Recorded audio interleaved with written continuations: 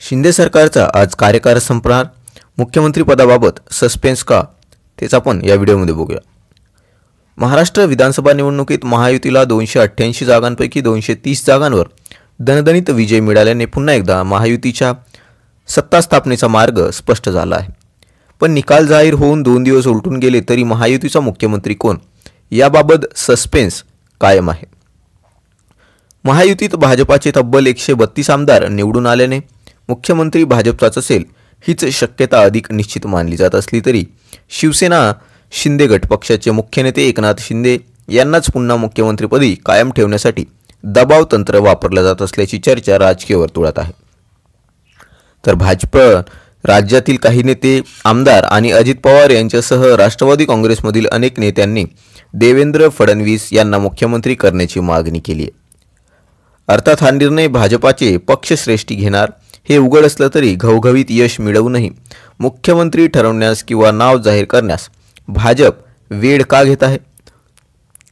तसंच एकनाथ शिंदे यांची शिवसेना भाजपचं संख्याबळ अधिक असूनही मुख्यमंत्री पदाचा आग्रह करून काय साध्य करू पाहता आहे आणि अजित पवार यांच्या राष्ट्रवादीने मात्र देवेंद्र फडणवीस यांच्या नावाला तात्काळ पसंती देण्यामागचं कारण काय, या प्रश्नांची सविस्तर उत्तरं आपण ह्या व्हिडिओमध्ये बघूया.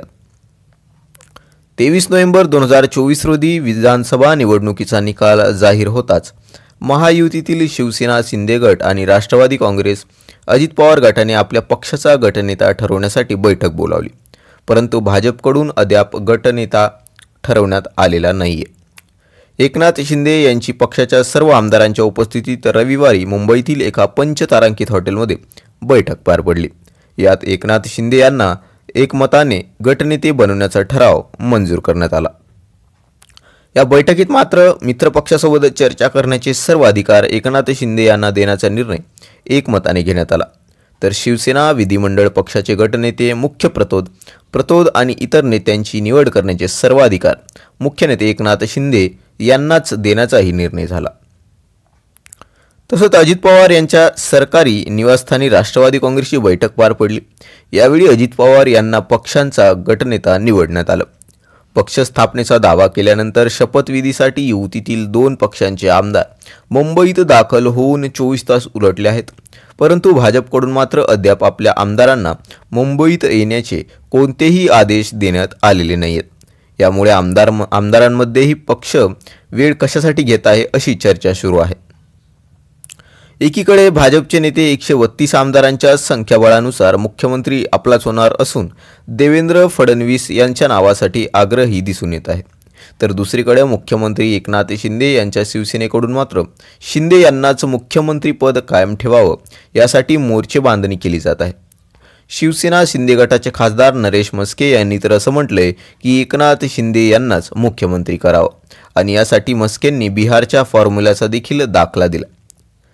तर एकनाथ शिंदे यांचे पुत्र आणि कल्याणचे खासदार श्रीकांत शिंदे यांनी एक्स या समाज माध्यमावर जनतेच्या मनातील मुख्यमंत्री एकनाथ शिंदेच आहेत अशी पोस्ट केली आहे. त्यानंतर काही मिनिटातच ही पोस्ट डिलीट देखील केली. या संदर्भात बोलताना शिवसेनेचे प्रवक्ते राहुल लोंढे सांगतात की विधानसभा निवडणुकीत एकनाथ शिंदे हे महायुतीचा चेहरा होते. त्यांच्याच कॅप्टनशिपखाली महायुतीने निवडणूक लढवली आणि मोठ्या बहुमताने जिंकली. त्यांनी राज्यात मुख्यमंत्री माझी लाडकी बहीण योजना आणली. याच लाडक्या बहिणीची महायुतीच्या परड्यात भरभरून यश टाकले. आता याचे संपूर्ण श्रेय महायुतीचे कॅप्टन म्हणून एकनाथ शिंदे यांना जाते, म्हणून तेच महाराष्ट्राचे मुख्यमंत्री व्हावेत. आता भाजपच्या कार्यपद्धतीनुसार विधिमंडळ पक्षाची बैठक ही दिल्लीहून निरीक्षक आल्यानंतरच पार पडते. अद्याप भाजपची ही बैठक झालेली नाहीये. यामुळे मुख्यमंत्री पदाबाबत नेमकं काय अडलंय याची देखील चर्चा सुरू आहे.